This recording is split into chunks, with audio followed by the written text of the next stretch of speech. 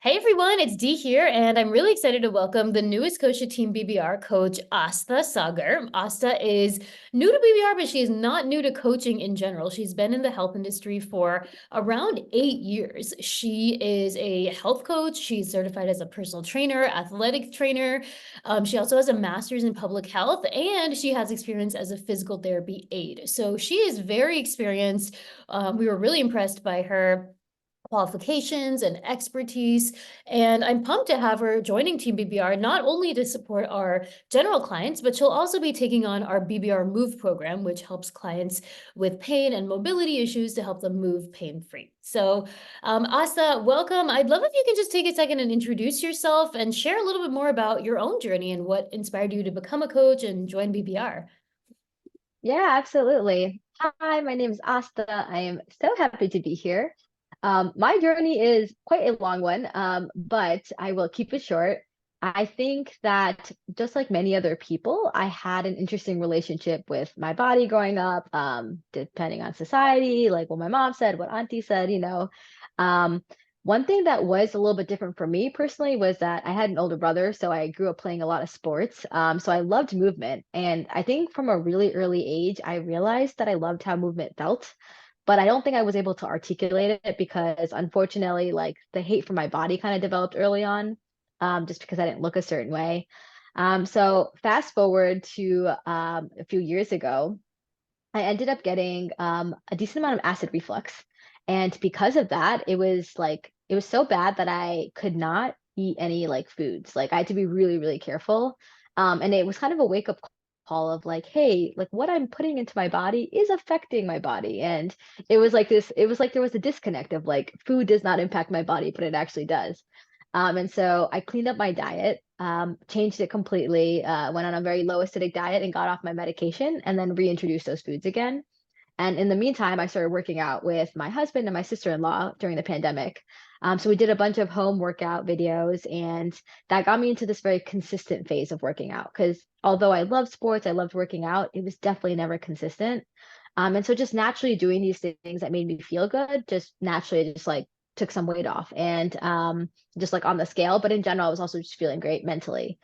And so that was kind of like my journey into just like, wow, like this is what it's like to eat well, like do things that make me feel good, move my body.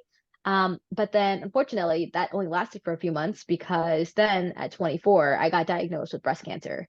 And so this was very unexpected, but at the same time, somehow was a big blessing at the end of it, where I realized there was so much growth. I learned to love myself way beyond my body and what it looks like, but instead just appreciate all that it does for me. So while I was fighting off the cancer, while I was on all these medications, it was also moving, and like I was able to move my body. It was still able to like get me up every single day. It still let me work virtually every single day. And so it's a really beautiful thing what our bodies can do for us if we take away that shame of just how it looks. And so that really inspired me to just continue moving, where I'm like, if I can move in a situation that's as tough as this, like anybody can move and everybody should move because it feels so good.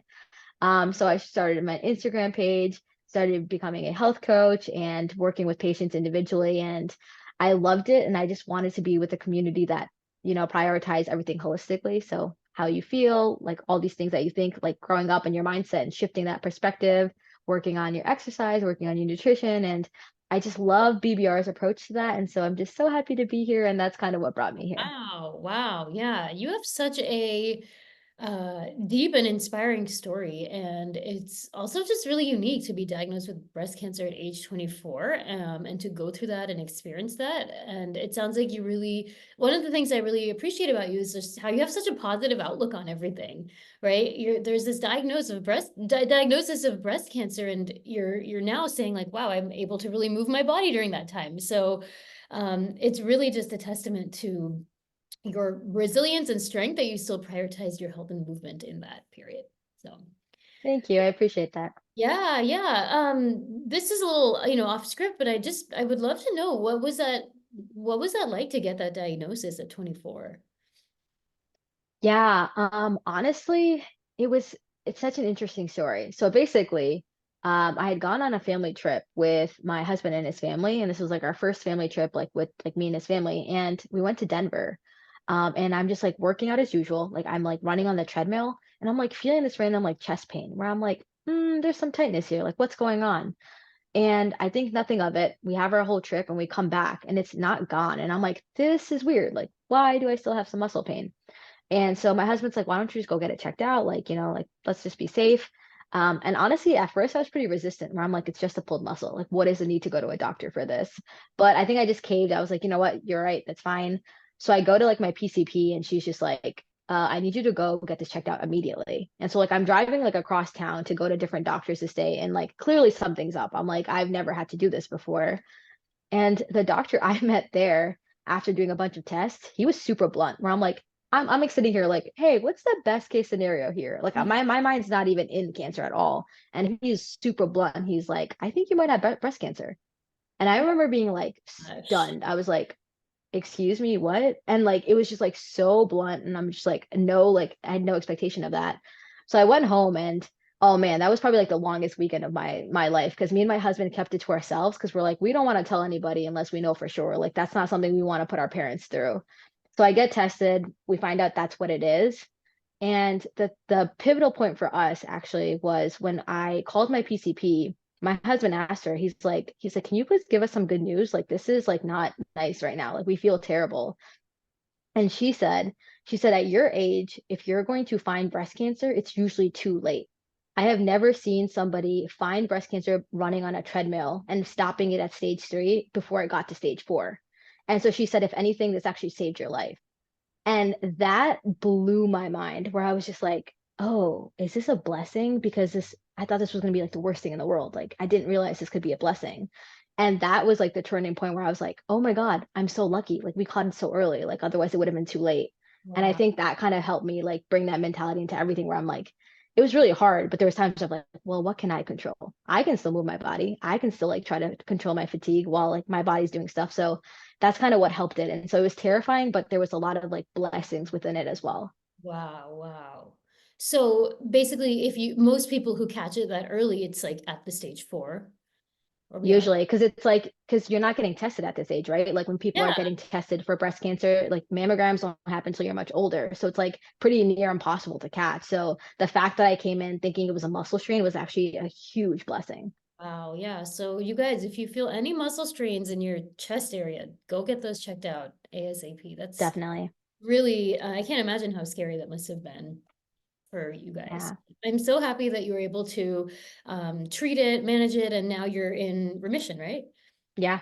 Yeah, great, great. Yeah. I know, and I think you're comfortable sharing this, but I know you mentioned that some of the medication put you through chemical menopause. Can you talk a little bit more about what that is and like what that experience has been like? I know there are Yeah. people, listening who maybe haven't gone through chemical menopause, but actually, actual like age-related menopause. So I'm just curious what the similarities and differences are. Yeah, definitely. So I luckily am like chemo cleared out everything from my body. Like, thank God, everything is good. But I do need to keep on being in medications, like so it's something called Lupron. It basically is putting kind of stopping the estrogen in my body because personally, like for my tumor, that's what was feeding it. It was feeding off of estrogen. So by having Lupron, it's cutting off all estrogen in my body, and because of that, I'm being put into chemical menopause. So I don't ovulate, I don't do any of that, and so with that has come like my night sweats, hot flashes, being a little bit tired, like my sleep has changed. And then also there has been just like a natural weight gain. Mhm. And it's like there's such a clear difference for me personally of like when I would eat and exercise back then versus now. It's just like it's my body just has changed fundamentally. And honestly, it's been pretty difficult. It's kind of difficult where it's like as much as I preach like, let's move just to feel good rather than how you look, like it does naturally impact us, right? Like we do care about how we look. Like it doesn't feel good to like be a little bit heavier. And so I think it's been a really big journey for me and honestly one that I'm still on and always learning and growing every single day. But a big thing for me is that perspective shift of like, but this is a great sign that like it's not going to come back. Like I'm in such a good place where like I am healthy. Like it Yeah. means that like I am growing, my body is growing. Like this is actually a really good sign for my body. And then within that, something that has also helped me is like there is so much research being done for menopause that like gives me a lot of clarity where it's like it's not impossible to like lose that weight if that's something that is making me unhappy. It's not impossible, whereas I thought it was. And so kind of being educated in that, understanding how to do that, I think that's given me like a lot of peace of mind of like, I can still stay healthy, I can still do what I need to do, even though once again, it goes back to those situations of like, what can I control and what can I not control? It's like, I can't control the effects it has. I can't control a lot of different things, but I can still be happy with it. I can still figure out solutions that work for me. And so that's Yeah. kind of how it's been for me. Yeah, thank you so much for sharing that. I know that's maybe not an easy thing to talk about, but there is a lot of research around things we can do during menopause. I know we have a lot of resources at BBR around changing your weight through menopause and even just going through that journey in a healthy way with like eating the right foods, working out, sleep, stress, all that stuff. So Exactly. yeah, I'm looking forward to you bring your expertise to our clients as well. So let's actually shift and talk about, that direction a bit. I want to know a little bit more about what's your coaching style like? I think my coaching style is very much talking about the client's experience, but also bringing my own into it because I feel like all of us are so connected and have like, at one point or another, like we have definitely like been through similar stuff. We've had like low self-love, low self-confidence. Like we can all relate to that. So I think like to me, it's so important for us to talk about that and like talk about that perspective shift. So I love going into like the psychology behind it. I like to understand like the deeper root reason of like, well, tell me why you're feeling this way. Like, and I love asking questions and get to know other people and also like bringing my own experience and empathy into it because it's like we all have our bad days. Like we do feel bad, so like how do we, but it's really how we pick ourselves up, right? Like how quickly do we rebound? That's really what Yeah. matters. And so I love focusing on that style. And Yeah. I just like love being able to connect in that way. So what would you say are maybe three words that describe your coaching style? I'm hearing like empathetic. Yes. Empathetic, I would say, I don't know if resilience is like a coaching style, but like somehow like that feels really true to me of like I love seeing the resilience in other people and picking that up and being like, you are resilient, my Yeah, friend. yeah. Um, and then empowering, I would say, like I really like to help people feel empowered and know that they have that within themselves, you know? Yeah, yeah. So let's say, I know that a lot of every client, the flavor of coaching just is different, and the way you say things kind of lands a little bit differently for everybody. I'm just curious if, let's say, you have a client who had a really rough week, didn't stick to their nutrition plans, didn't get their workouts in. How would you approach that? Like, how would you balance being empathetic, but also maybe the client needs some tough love? How would you kind of give that to them, balancing yourself? Yeah. I think, well, first of all, I'd want to empathize and say like that's like not fun because at the end of the day, if like a client is not doing what they want to do, like they're feeling bad about it, right? Like that's Yeah, not something that they love. They're at BBR for a reason. They want to make a change. Everybody wants to feel good. That's the yeah, truth at the end of the day. So I'd want to empathize and I'd want to understand what happened, right? Like what led to that? Like what made you feel like that had to happen, or like what choices did you make that led to that? And then kind of going into the deep end of like, all right, well, clearly this choice affected this. What are some tools we can use for that choice, and yeah. then also like having that like perspective shift of like, well, what went right? Like, let's talk about that a little bit. And how can we bring what went right into what went wrong, right? And like seeing like, well, clearly you have these skills. Like, how can we apply it to like this situation so that you do feel good at the end of the day? Yeah, yeah. I think that's a really good point. Because I think a lot of people we work with are like ambitious, high achieving people, and we have the skills around like being organized and planning, and a lot of people maybe, have used those types of things in their career and learning new skills like tracking your macros, right? And it's like we have those skills, we've done it before, we just have to apply it to this realm.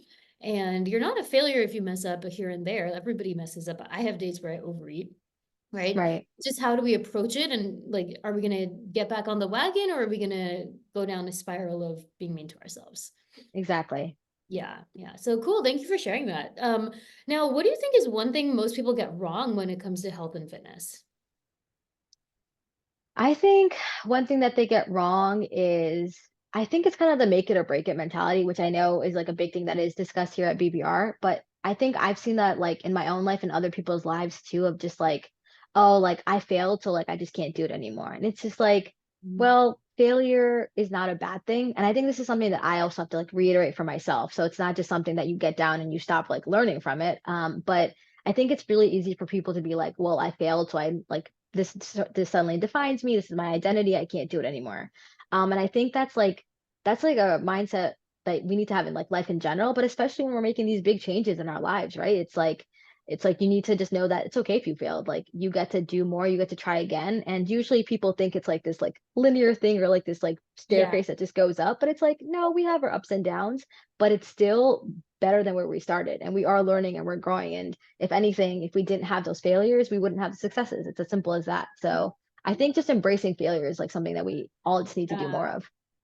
I see that a lot, especially in our community, because we work with a lot of South Asian clients. I think most of us are raised to be perfectionists, and failing is so wrong and shameful, especially if you come home from school and you failed an exam, right? That's so bad in our culture, instead of and Yeah, get shamed, and a lot of negativity around that, and we're never really taught to see failure as a learning opportunity and like normal, right? Where perfection does not absolutely. exist in nature, right? Perfection does not exist. Like you look at like flowers that like look perfect, there's always like little blemishes, right? So Right. I think it's something that a lot of our clients have to unlearn around, like, quote unquote messing up, slipping up, failing, getting off track, off the wagon, all of that. So at BBR, I think, I don't Absolutely. know if you've come across this yet in the videos and such, but we really like to think about your habits as a dial.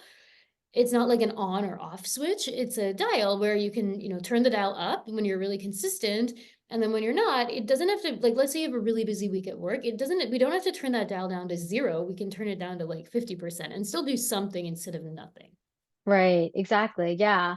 And I feel like that unlearning of like those mistakes things, I do think it takes time. Like I think like that's a journey Sure. that I've been on and then will always be on, but I feel like I want to make it clear that like it can be done. Like we can make Yeah. these new norms for ourselves. We can like make this a thing of like actually we can embrace failure and like we can be gentle with ourselves and like evolve in that way. Yeah. Yeah. I love that. Cool. So one question I love to ask all of our coaches is, how do you motivate yourself to work out on those days you just don't feel like it? Yeah, for me, I try to think about certain days that I've had of like I feel like I've built enough proof for myself, but sometimes even then I feel like I can forget and I'm just like, well, I don't feel like it. I think what really helps me is just like, yo, go for 5 minutes. Simple as that. That's like a rule I use for almost everything I do now. It's just like 5 minutes. Like if you go to the gym and you do it for 5 minutes and you still feel exhausted, maybe your body's telling you something. Like maybe you really do need to rest that day. Like go to the hot tub instead. That's fine. But almost 99% of the time, it's just like, I feel great. I'm going to keep going. This is Yeah. fantastic. So that's a big rule I use. And also, I like to remember how I have felt in the past. So, like, if I refer back to like a previous like workout where I'm like, but it always makes me feel better. Like, I've never really walked away where I'm like, I feel terrible. Like, that's like almost non-existent for me. And so I remind myself of that. And I also use a 5 minute rule of like, do it for 5 minutes, see how you feel. If it's feeling great, keep going. And that's what happens almost all the time. Same. Yeah. That 5-minute rule is a big life hack. Yeah, for sure. Yeah. Cool. Next question. Are you ready for a rapid round of some fun questions? Yeah, sure. What's your favorite healthy meal to make? I love making tofu cheese sauce. And I basically blend it with pasta, so it's like a mac and cheese, but it's like a high protein mac and cheese. I love it. Oh, okay. And actually that reminds me, you're vegan, right? I am, yes. You've been vegan for how long?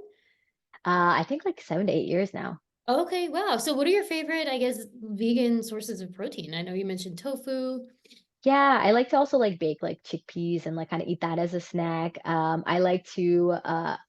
like hummus and chips a lot as well. I'm like a very like savory snack person for Yeah. sure.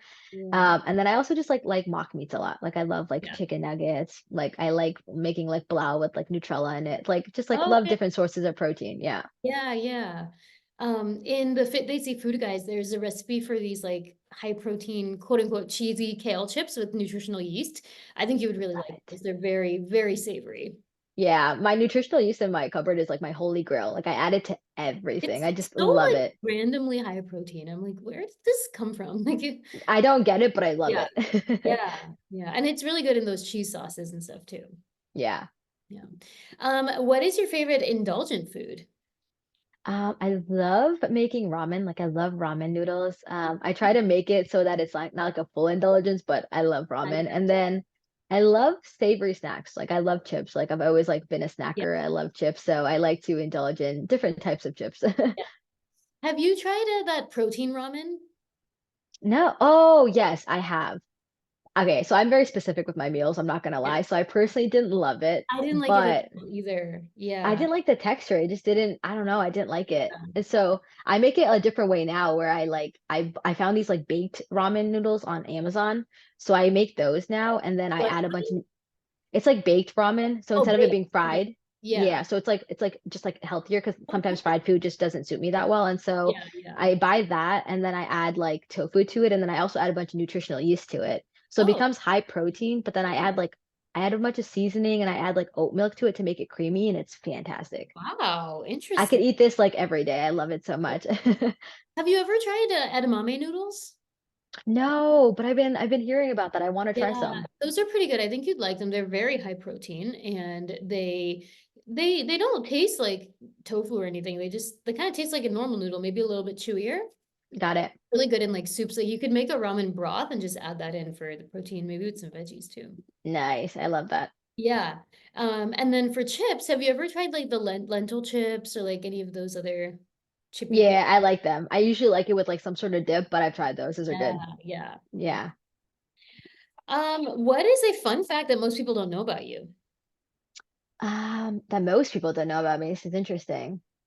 I'm just gonna go with the easy fun fact. But my fun fact is that I love traveling because my husband works for United. So we just travel a lot and are very spontaneous with our plans. So like one day you'll think I'm here, but I'll probably be in like a different state, and that happens quite often. That Zoom background, no one Exactly. know. So what are your favorite places you've been to? So recently, definitely Hawaii. Hawaii was amazing. And then for our honeymoon, we actually went to the Maldives. Wow, Beautiful and like one of like my favorite experiences. that's so cool. Did you get married in the US or in India or? We had a destination wedding actually in Cancun. Oh So it yeah. was really, really fun. Yeah. Yeah. Cool. Yeah, because Maldives is far from here. I know people who get married in India and go there because it's so close, but it's definitely a haul Yeah. over here. Yeah. I mean, we ended up doing like a reception of ours in India with family. Oh, So we kind of did like a two-in-one thing of like, let's yeah. do that and also get our honeymoon close by. Yeah. Yeah, that makes sense. Do you speak any other languages?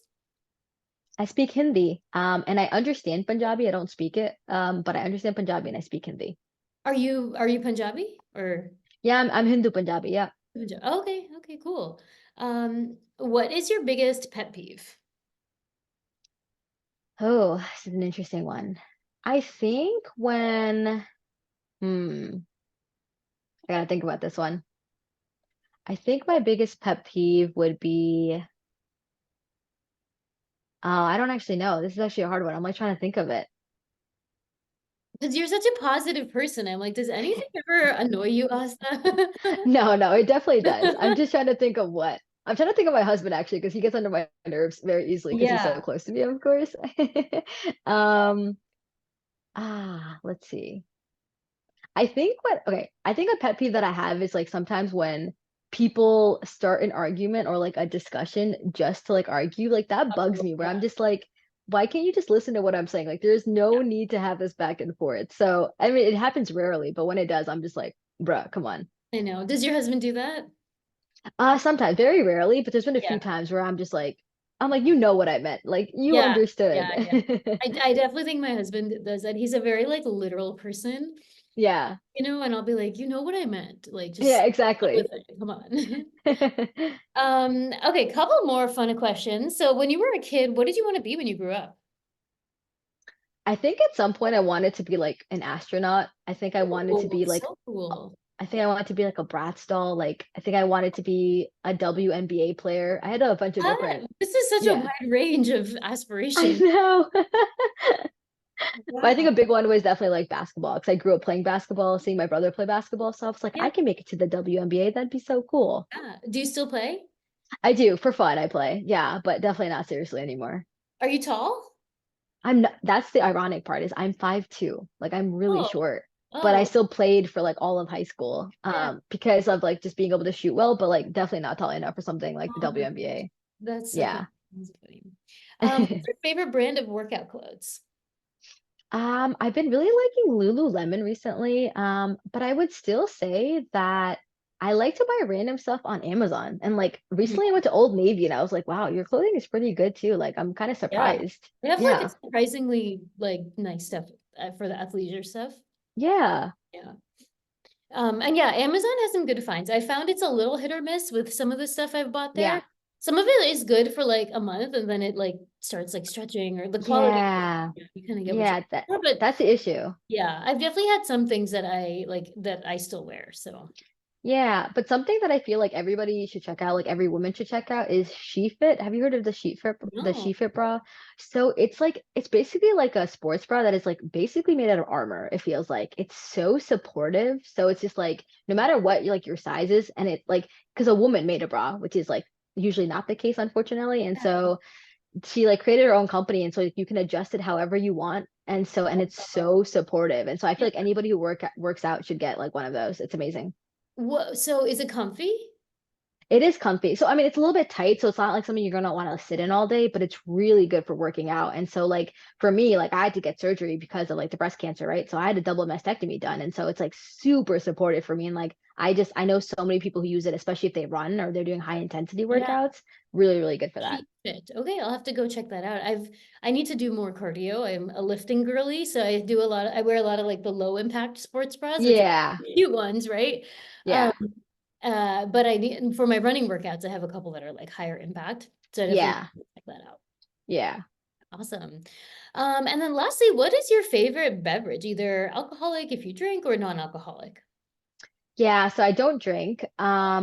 Personally, I'm such like a chai girly. Like I love making vegan Hi. chai. I could have this like any day of like the week, any time of day. I just absolutely love it. I've had to cut down a little bit recently just to like make sure I can get off of like my acidity medications and just like make sure my stomach is healthy and good. But I love chai and I like especially making chai for people. I'm like very proud of my vegan chai. So I'm like, everybody try my chai.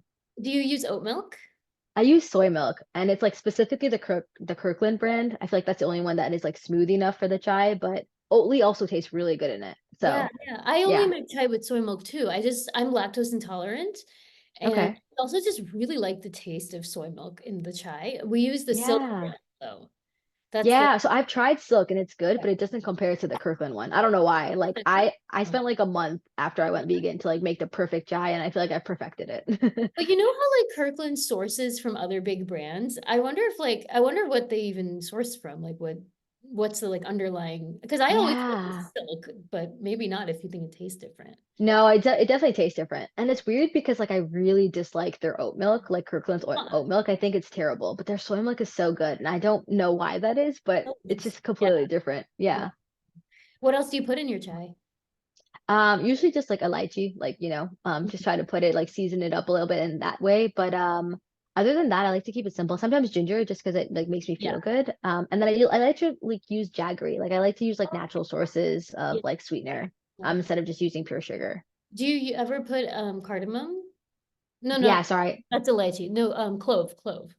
No, I don't actually, because sometimes I don't like when it tastes like too strong. Like I want I really like the caffeine chai taste to be there a Oh, lot, and you I like do. to make Yeah. it really strong. Yeah, but when I do have it with clove, it does taste really good.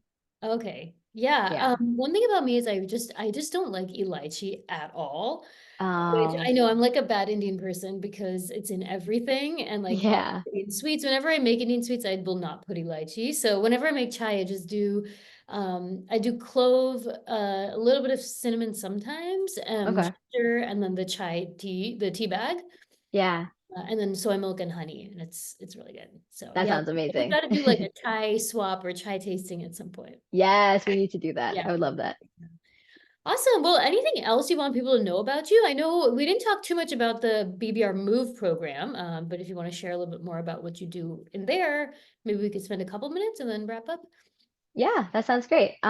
So basically, as an athletic trainer and a physical therapy aide, I've worked with a lot of therapists and also just had my own fair share of like family members and myself, like just have like different things that ache. And it's like kind of amazing, like what different like exercises and stretches can do for your body to like heal it. Yeah. And I found a lot of the time that like what's hurting is usually not the root cause. It's usually something else, and there's like a muscle imbalance that you have to fix that. And so I've just had like a really good time understanding the body in that way. And it's just And you really studied cool. exercise science in undergrad too. Yeah, You have exactly. really Yeah. strong So knowledge about this stuff. yeah, so it's like all like kind of the studies and like also like NASM certified like personal training as well. Like all these things mixed together like has really helped me understand the body better. And so like it's Mhm. just like a nice thing to be able to kind of find these natural ways of like feeling better, right? Like you get to Yeah. actively move your body to feel better. And I think like that's a really cool thing that like the healing is within the body itself. And usually if something's hurting, it's like your body's telling you something, like something needs to change. It's like you got to listen to it, see what you need to do. And so I find that very fascinating. And so I really like working with like clients that are having like trouble with that so that we could help relieve that pain. Cause I know how it feels to like have stuff like that happen. You don't feel like you can live your life as well as you want to. You're not like feeling as comfortable or as happy in it, and so it's a really important like aspect to listen to your body and then fix those things that it's telling Yeah. you to fix and then feeling good. Yeah, definitely. And you've probably noticed this working in PT clinics is one thing we noticed and why we started BBR Move is because we saw there was a big gap from when people are discharged from PT to when they can function 100% in the real world, right? A lot of people are discharged from PT, but they still have pain. They still Yeah, don't feel comfortable exercising. They still can't run around with their kids. Or we've had a client who couldn't load the dishes because she had like wrist pain. Not that everyone like wants to be out there doing dishes all the time, but like still like the right. day-to-day stuff, carrying your purse, driving, like little things, there's such a huge gap from when you're discharged to when you can function. So BBR Move really aims to fill that gap and get you returning to optimal movement, moving pain-free, and addressing some of those issues. So yeah, really excited to have you on the team and helping clients through that too. Yeah, and I feel like another little gap that I also have noticed is like, and it's not that small actually, it's just like you can get that, even if you do get that function back, like in PT clinics, you're not really talking about like the mental aspect of it, right? Like there's Mhm. fears that might be involved. There like might be some underlying issues that like maybe you'll like end up going back through that thing because you haven't like fixed something mentally. And so like something that I think is really cool about like having clients and like working with them one-on-one is like you get to like address those issues as well. And it's not as simple as like, hey, just fix your muscles. It's like, well, let's talk about what happened. How are you feeling? Do you still feel fear? Like, and so kind of Yeah. like that part as well. Yeah, totally. Because BBR Move is combined like health coaching plus this movement coaching too. So you can do Exactly. both and also work towards goals if the client has goals around weight loss or getting stronger or getting leaner, things like that. So Exactly. like an all-in-one package. So yeah, Yeah. really excited for that. Anything final you'd like to share with listeners? I'm just happy to be here and I'm just so excited to just hear from other people, understand their stories, help with their stories, and honestly just like connect. I think it's a beautiful thing. And I think it's this environment you have created is so beautiful, Dee, and I'm just like so happy to be a part of it. And I'm so happy that so many other people feel the same way. Yeah, we're really happy to have you on the team, Asta. You guys, if you're watching this, definitely go follow us on social media. Her handle will be linked below. And if you're interested in working with Coach Asta, then go ahead and fill out an application for BBR coaching. And in your application, you can just indicate Coach Asta as your preference. If she has spots available, we will do our best to pair you with her so you can get started. We are filling up her roster right now pretty quickly. So if you are interested, go ahead and submit that application. And we look forward to seeing you inside. Awesome. Bye, everybody.